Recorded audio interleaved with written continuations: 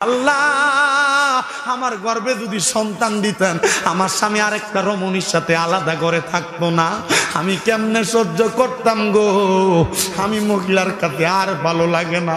মহিলা এমন কান্না কানছে, কান্না করতে করতে করতে করতে মহিলা ঘরের দরজা খোলে না। পরের দিন সকালবেলা ওই স্বামী তার বড় স্ত্রীরে ডাক দিতে গেছে ঘরের দরজাটা খোলার জন্য। আসসালামু আলাইকুম ওয়া রাহমাতুল্লাহ বলার আগে মহিলা ঘরের দরজা খুলতো। কিন্তু দ্বিতীয় দিন যখন বিবাহের প্রথম রাত্র শেষ হইয়া দ্বিতীয় দিন আসলো, স্বামী ঘরের দরজা একবার সালাম দেয়, দরজা খোলে না। দুইবার সালাম দেয়, দরজা খোলে না।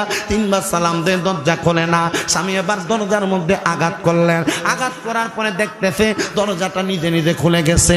আহারে, স্বামী দূর থেকে ডাকতে, স্ত্রী গো ফজরের নামাজের সময় হয়ে গেছে, এখনো তো তুমি সেজদার মধ্যে পড়া রইছো, একটাবার মাথাটা তুইলা ওঠো না, আমি স্বামী তোমারে ডাক দেওয়ার জন্য